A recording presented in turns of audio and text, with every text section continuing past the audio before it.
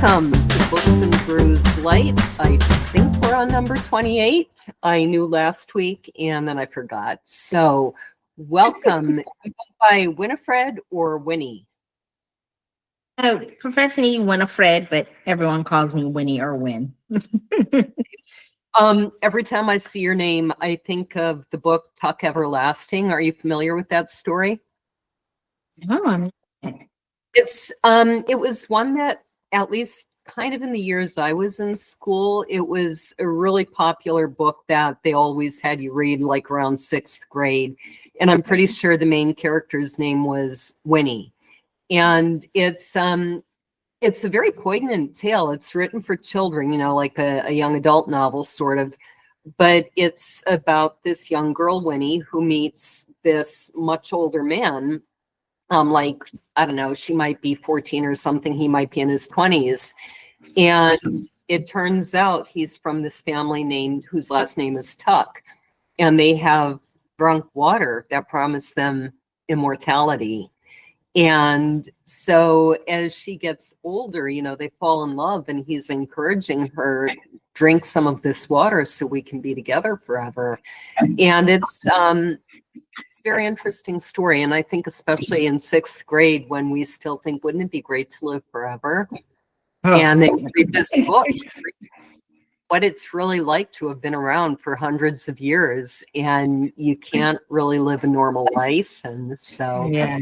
But tell me about your books. Yes. So I have currently 5 fantasy novels, and then I have 1 author help book, but my main series is called The God Scion, and it's about a prince named Roderick battling through time and space, fighting gods and goddesses as he can control time. And you follow his journey as he partners with his family to fight against these gods and other royals, but also sometimes having to fight his own family as well. And it just has a lot of kind of not undertones, because it's very clear, but tones about and themes about family dynamics, different family dynamics, generational trauma, how sibling connections work, and relationships, how they can be broken, bonded, rehabilitated, all on the backdrop of fantasy, magic, and dragons. And that's quite a combination you've put together. And from what I read about it, it sounds like it's kind of a lighthearted, fun read, despite all this heavy stuff. How did you manage that? Don't know. I think mainly because it is very character focused. So even though I keep the plot light in some sense, but then keep very much the characters and their themes and their dialogue and how to interact with each other. That's more of the very serious parts of the story. And I do try to at least break the ice sometimes with a joke or two, not trying to be a comedian, but at least. Right. No, I know what you mean, though. And I was kind of laughing as I read about this family on one of your pages. I think you have a couple, your publishing page and your author page, an artist page. I was kind of laughing reading about this very dysfunctional family and all their issues. And I don't think we normally associate alcoholic characters with fantasy. And what was your inspiration for this story and for these characters? Yeah, so it kind of started, I've always loved watching and reading fantasy novels and books. And I've always been kind of a storyteller, and always would talk with my parents about different ideas I would have, or I would watch something and be like, oh, but what if this happened with the character? Or what if this happened? Or what if this plot point or plot twist happened? And it just accumulated into me. I was very consistent with this one story. And I was just talking with my mother, and she was like, hey, you can start writing this. Like you keep repeating these kind of same characters, and you're building a storyline. And also my dad was like, yeah, you've been talking my wife's ear off, please. Just start writing this. Yeah. So I didn't think I could make a story with just my ideas, but when I started putting pen to paper, I was like, oh, I actually like this. And as I grew, so did the characters and their world and the fantasy and the world building. And, a lot of what I love about writing is making sure the characters feel real and people can connect to them. I always have readers come back and say, this sounds like my family, or I know somebody like this. And Right. and I'm sorry. And that's the highest compliment when people say things like that about your characters. And I'm glad to say I get that compliment too. So it feels really good. And I think that's because, maybe it's different for you, but for me, it's because they're so real in my mind. Do you feel that that's kind of what's going on for you? Yes, I definitely feel that way. I always joke that sometimes the characters do things that get on my nerves. Oh, yeah. Even though I'm like, I'm the one writing you, but this is a But you won't horrible idea. Right. I had a character like that. Well, there is someone like that in my books. And I always said he just kind of walked onto the page and sat down on the stump and started talking. And for much of the series, I kept saying, I am going to delete you. I am going to write you out. I don't know what to do with you. You're too hard to deal with. And you cause problems. And he's like, no, you're not. I'm a nice guy. I'm part of this book. And he got his way and I did not get mine. Yes. Yeah. The characters always kind of, sometimes you fight with them on how they're going to play their big part in the story. Mhm. And, I always say if you're fighting more with how to fit a character versus how to make the plot flow, then maybe this character does need to be let go. But if you as a writer at the end of the book, if you can't list like, hey, I know exactly what this character is doing at the beginning, middle, and end of the story. If you don't know, readers won't know either. So maybe that's another, thing to let go. But definitely don't do that. Right. If it's your main character, then maybe we need to go back to the drawing board. Well, but I think there's a lot to be said for that. If you don't actually know what's going to happen, there's no way you can accidentally tell the reader. So with my series is also 5 books. And I think I almost didn't really know what was going to happen right up until the last page when I wrote it and said, oh, that's what happened. That's good. I like that ending. So did you just kind of dive into writing, or do you have a degree or a background? Did you take classes? Yeah, I took a few in college, but mainly I went to study for studio art, marketing, and communications. But I definitely did a lot of writing, and I've always partook in doing writing classes throughout my post and pre-college. But I didn't have a formal degree in it. It was just something that I always loved and wanted to continue to grow and cherish and nurture.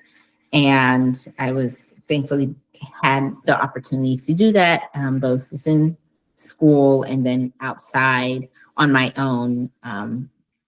And I just, again, it just felt right to continue. And I enjoyed doing it. I'm very much if I enjoy it, I will continue it and have a passion for it. Because I love creating and making things. So I've tried about every type of craft and art form there's been. And I realized like writing and painting and drawing were the ones that stuck the most with me, that I really wanted to pursue and just create careers out of. Right. And you do painting, right? Do you do other forms of art too, or primarily painting? Primarily, I've now done a few more digital work, especially with creating my own books and creating the maps for them. Then I do now I've been falling in love with collage work and doing collages and making collage art. But those are really the mediums I stick with. I maybe from time to time I do pottery or jewelry making. I tend to jewelry making to my mother. I always tell her, I'm like, the teacher has now become the student because she's doing things that I didn't even know you could do. So. That's neat. That's neat. I did want to ask, you said throughout these books you have multiple points of view. What do you do, or what would your advice be to another author to make that manageable for readers? I think some people can kind of get lost if there are too many point of views, but it can be done very well. So what do you do to make that easy? I didn't really start this until the second book. I felt, and again, this is again how I grew as a writer. I knew in the first book, I was kind of laying down the groundwork. So I had all these different multiple points of views. But what I think the biggest thing is to make sure that the voices are distinct and you're very descriptive. So if your characters look different, or I would hope your characters look different. Hopefully you don't all look the same. Well, actually, two of mine do look identical, but there's a reason for that. So yeah, I'm like, unless it's a reason for that. But if there's not, then really like, and making sure that's prevalent. Mannerisms, like, do certain characters, if they're anxious, do they like bite nails or play with their hair, or they get sweaty palms? And iterating that, and also making sure other characters point those types of things out as well. And I would say usually keeping a rule of thumb of 5, no more than 5. If you can do more than 5, I've done more than 5, regrettably. But again, the biggest thing is making sure those voices are distinct from each other, and also making clear, whether it be at least in the first page, a name drop or someone interacting with them, or again, it's a callback on maybe a nickname or how they dress. So it does kickstart for the reader, like, oh, okay, we're following, I'm gonna use my character Roderick, or, oh, we're following Arcelia. They both have very distinct voices. So as soon as you see or hear something in the book, you're like, okay, I know who I'm following. Right. You have a theme running throughout these books that the past can come back and haunt us, things that we thought were over and done with. Why is that lesson so important? I think for me, especially as a younger person, I'm only in my mid-20s, that I'm still creating what I will see will be my past.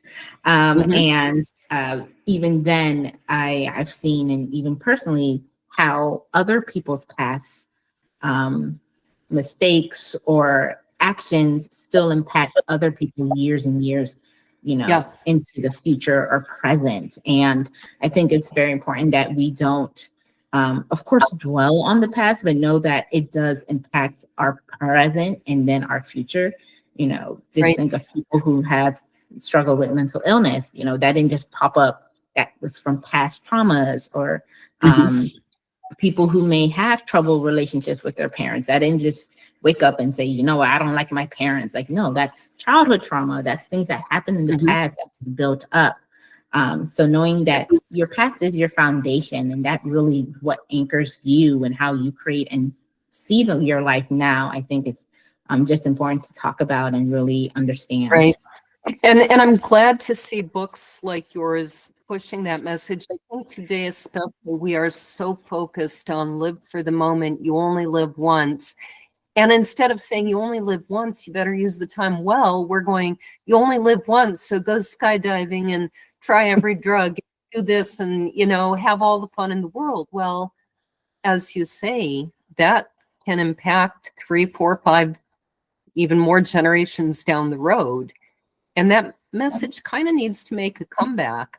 I'm just curious. I don't suppose you've ever heard of a book called Painting the Darkness? You might really like that book. Let me just take a quick look if I can see it on my shelf. I've got thousands of books on my shelf back there. Not the one in the fake picture, the real shelves. And it's a fascinating book, and it's exactly this. It's this story that's happening today, but as they're trying to figure out what's really going on, you end up learning the story of about 3 generations prior, probably 100 years ago, and how what somebody was doing in that time literally has impacts 100 years later. And in some ways, I think that should be obvious. But like I said, in the society we're in today, I don't think it is to many people. Do you have a reading ready? Yes, I'm just going to read just a few or a page or two from my fifth book. The most current book in the series, The Viper's Bloodline Awaken. Side note, how long should the reading be? 3, 4, or 5 minutes, somewhere in there. Okay, so I will try to read slow or fast, knowing me. I Long. Just no So- more than. Okay, awesome. Well, I'm going to start. This is chapter 1. And side note too, with all of my books, I also give subchapter that, again, kind of give the theme of what we're going to be talking about or reading about in the story. So chapter 1 is called Mother's Moth and Flowers. It starts off as, "Happy birthday, Mom. We wish you many more years of peaceful rest." Rona smiled somberly as I handed her a bouquet of flowers to lay on the tombstone. She turned to me. "Anything more you want to say to Mom before we leave, Roderick?" I looked at Mariana's glossy black tombstone with its budding flowers, garden of moss, dandelions, and lilies. Every year now, Rona and I have made it a mission to come to Mariana's grave on her birthday to celebrate and mourn her. I believe in all of the years we have lost her, we have never been able to properly mourn her death or celebrate her life. It was nice that we had started to do this. Arcelia was originally the one who pushed us to start this tradition. "No," I said as I set down a slice of cake I was holding next to her flowers. "I already talked to her in my dreams a few days back." Rona sucked her teeth. "No need to rub it in." As Rona had gotten older, she had become more attached to her dead mother rather than the likes of Riva, finding that the love of her birth mother, finding that her love for her birth mother was even greater than the one she could have imagined even after death. "Well, I'm not." I stood up from the grave. "She told me she visited you before, but you seem to not have remembered." Rona's eyes downcast. "Maybe because if I don't remember, the pain will feel less real." I knew Rona had regrets and guilt about her mother dying, but my other siblings and I knew it wasn't her fault. Her time on Earth may have been short, but it was never forgotten. "But you know, dreams aren't the only way to communicate with her," I said. "She can show up in diverse ways through you." Rona smiled. "Like moths that visit my plants." I nodded. "Yeah, and I miss her so much too." "I wish I had missed her just as much as I remembered her," Rona whispered. I grabbed her hand and squeezed it. She wouldn't want to she wouldn't want to see another sad face to watch over her. "Well, she wouldn't really have a choice, would she?" I chuckled. "I guess not." Very nice. So is this the last book in the series, or will there be more? There will be one more. One more. Okay. So I'm just curious. Most people want to have like a trilogy or sort of an almost endless series. Why 6? Did the story break? For me, it's just I told, as I said, the characters kind of tell me what their story is and when it's going to end. And at the 6th book, they were like, "Yeah, we're done, girl. We're We're done. This Well, is it for us." The reason mine ended up being 5, and I was just curious if it was a similar sort of thing. It is a trilogy because there's a distinct 3-part arc to it, but part 2 and part 3 each got too long, so they got separated. And there are people who want me to write more, but it's kind of like the stories done at this point. And if I were to write more, it would be just throwing problems at them. And that's, to me, that's not a good book. You need the story arc. You can't, I'm not going to mention the name, but I have one author, I started to like her work. And I like the characters. I like a lot of things about it, but that's what ended up happening. She just kept writing more because people liked it. But I ended up going, he's had this crisis, this major crisis, nearly been killed. Yeah. I mean, just every trauma you could imagine in the space of 4 months. And he's fine. He's acting like, yeah, we're just breezing on. I'm like, nah, you're just making up stuff to have a story to tell. There's no arc here. There's no end in sight. So that's one of the reasons I have not continued. So once you finish this series, do you have something else in mind? I have too many things in mind. and that's kind of why you and me both. Yeah. That's kind of why, I wanted to stop at 6. I've had other readers and fans say, we need sequels or we need prequels to some of these characters. We want to know more. And I'm like, I know, and I think I can do that once this series is completed and I've given it space. This series has been my life for the last 8+ years. And wow. So you've been doing this since you were in your teens. Yeah. That's an amazing accomplishment at your age. That's really phenomenal. Thank you. Yeah.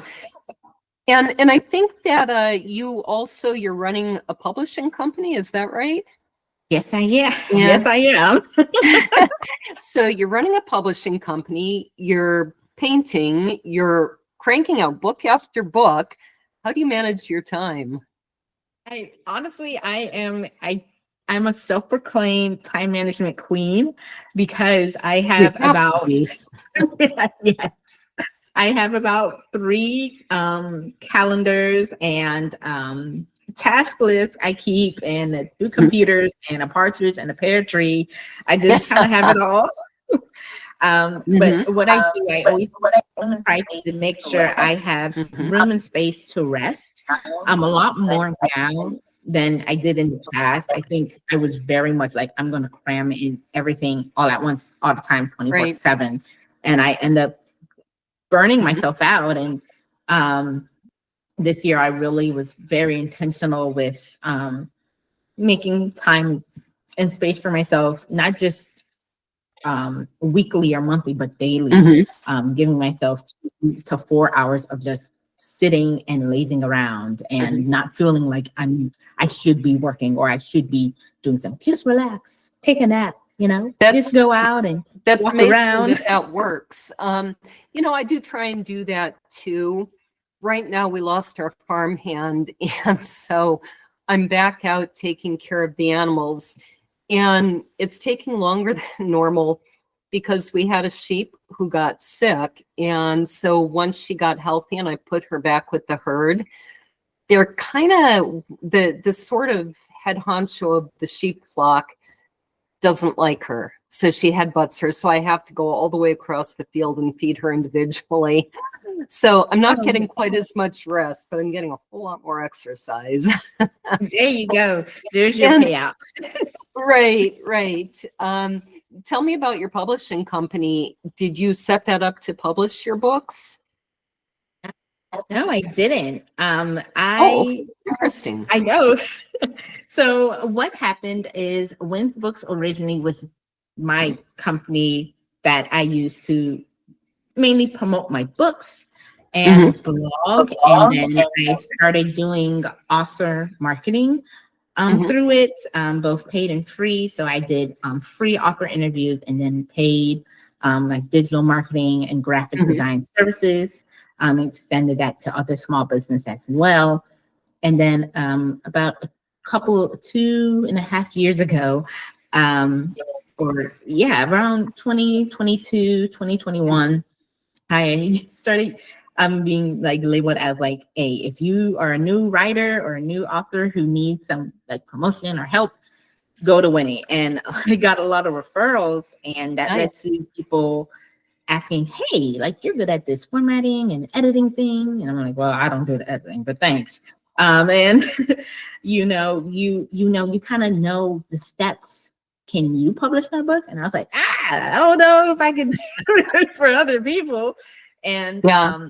as the years went on, more people kept asking and asking until I had one author, our first author, Dan Owens Reed, who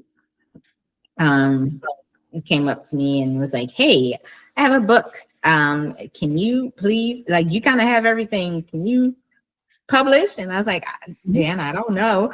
Mhm. You say, please. And I was like, okay, I will. And you I'll had no try. choice once he said please. Yes. That's funny. I kind of joke I was voluntold into publishing other Right, people's right. books. Just like the army, right? Yes, it was very much, I was like, okay, again, time management. I was like, well, let me see if I can, is this viable for me to do? Like, Mhm. and I took about 3 months of researching and understanding things. Not just from this perspective of an independent author, but now as a publisher who would be doing it for other people's books, how that would look. And I said, okay, I think I can do this. And one thing I knew for sure, I wasn't going to do it alone. So I definitely asked other people to partner with me to do all the other aspects I knew I couldn't do and was going to be overwhelmed doing. So that's everything from marketing, PR, editing, design, book cover design, all of the 9 yards, because I knew it's one thing to just open a publishing company and say, well, I'm just going to save time and money and just do everything myself. Versus going, no, I'm actually going to be serious about it and help other authors be successful. I think, and I always joke with my authors, I'm like, I've gotten lazy with my publishing process because I've been doing this now for over 6 years. So I'm just like, if this happens, this happens. I'll fix it later, or I'll send it to the editor later. But for them, I'm like, okay, no, you got a book launch plan. We're going month by month. I'm doing monthly check-ins. We're doing interviews. We're doing Zoom meetings, and we're going to do this. And here's the steps. Here's what we're doing for promotions. So I'm very like task oriented, organized, because I want to make sure their process is seamless. Because a lot of, if I believe all of my authors outside of Dan have not, or Dan, and then we have Michelle, who are not previously published. So these are their first books. So it's really, I wanted to make sure they knew the process from start to finish. And, when they ever go do interviews, or if they ever want to do their own independent publishing, which none of them seem to want to do yet, because they're like, Winnie, this is too much, and we're not even doing it. So it's a big process. Yeah. yes. And I love it when you go online and people say, oh, you don't have to pay for that service. You can do that yourself. And it's like, well, you definitely can do it yourself, but you might have a steep learning curve, and you might not sleep that month or that year. I'm very much, because I've had interviews and I've talked to other authors who, they've opened up their own publishing companies, and they do everything themselves, and they're like, yeah, it sucked. Like this was not what I wanted to do. Like I thought this was going to be easy because, I've done it myself and I've done it with my books. And I'm like, yes, because you and you know your process, and you know how long it takes for you to do things. And again, I always tell my authors, like, I plan so far ahead just in case, again, life happens and things happen, and we have road bumps and speed bumps in the way. And sometimes we have to delay things. And I want to make sure, like, you feel you have time and you're not always having to rush anything, because it can be overwhelming and it can be a lot. So, again, really just making sure they know and they're knowledgeable about the writing process, about the publishing process, the marketing aspects was important to me, especially because I didn't really have much of any help when I was starting. When I first published my first book, I literally just threw it on Amazon and said, okay, I'm going to be a best time seller in like three minutes. And it didn't happen. It did. Listen, when I woke up the next day and I was like, oh, why am I not a bestseller? Why am I not on GMA? Why hasn't anyone? Yeah. I have a friend now, to be fair, she's quite a bit older, but she used to keep coming to me, and she was probably in her late 70s, 80s at the time. And she kept saying to me, why isn't my book selling? And I kept saying, because nobody knows it's there.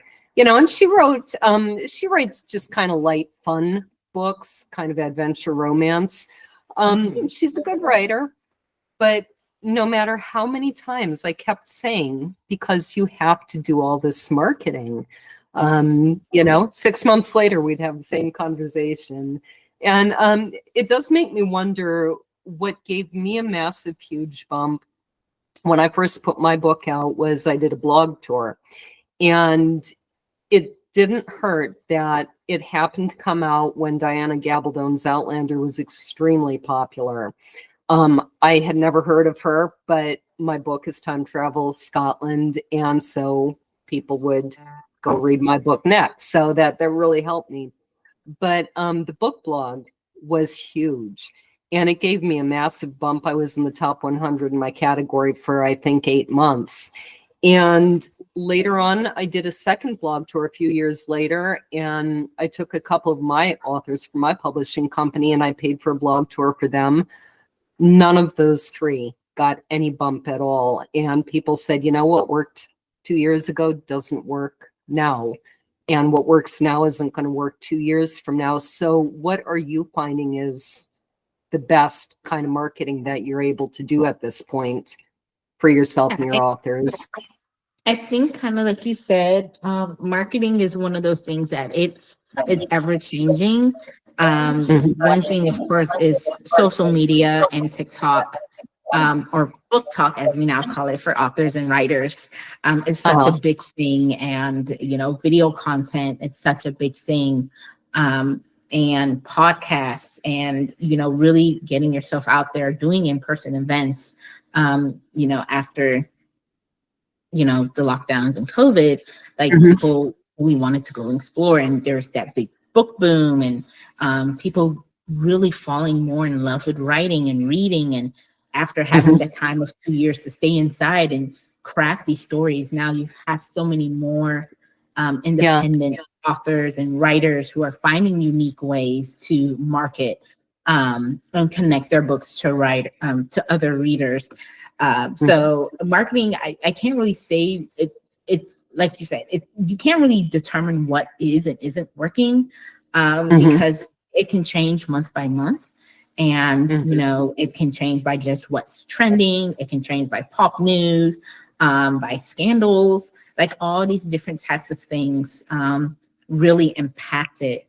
But I do know that in this digital age, definitely, of course, having social media presence, or having some type of way of connecting digitally, whether it be going on podcasts, whether it be still doing blog tours for certain books still work very well, whether it be doing giveaways online. So still finding a way to be digitally connected and pushing that marketing, I think is for now, and probably for the rest of the time, is going to be very big to help, especially indie authors and indie publishers market. And you just got to kind of stick at the trends and see what's happening and see how it relates to you and how you can be connected with it.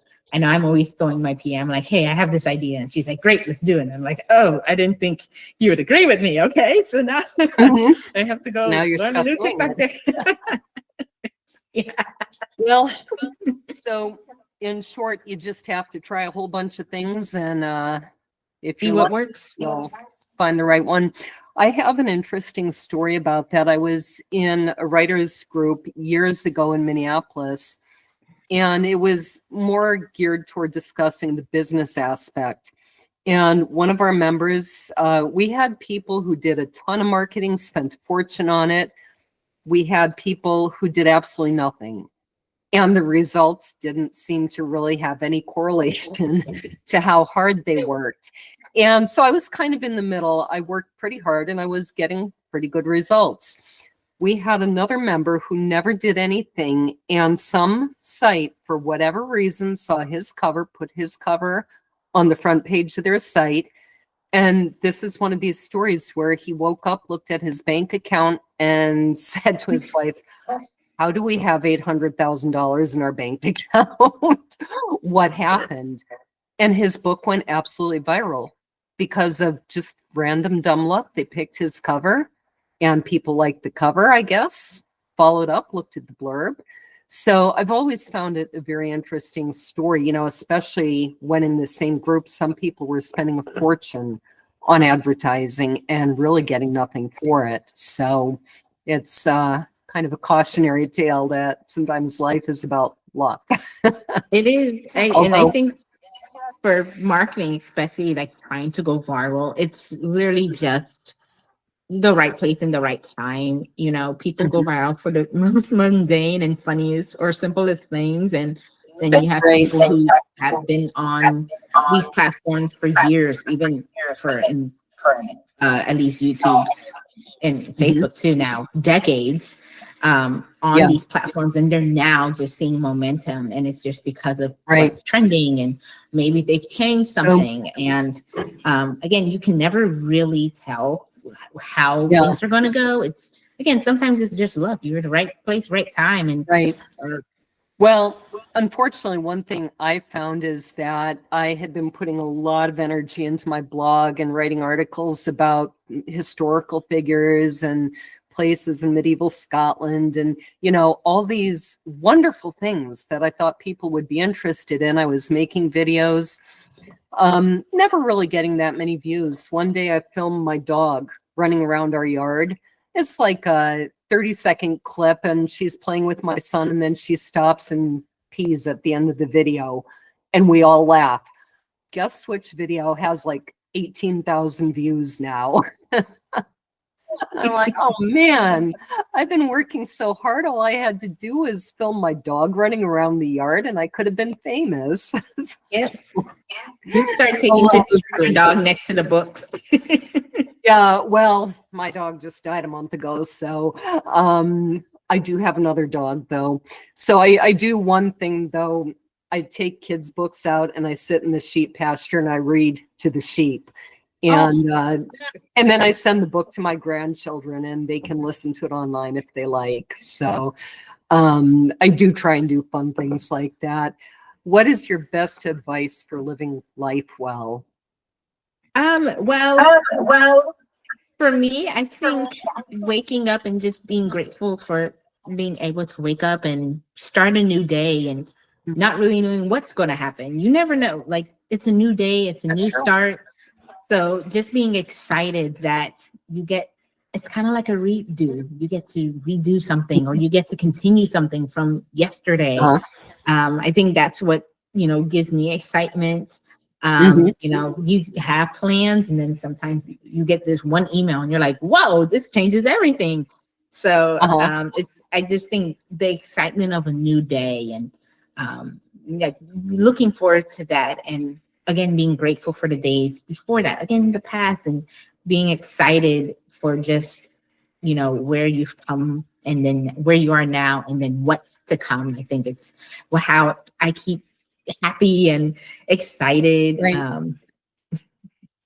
I think that's wonderful advice. Gratitude, and I've had a few authors say that lately. It seems to be a theme that just seems to be in the air lately.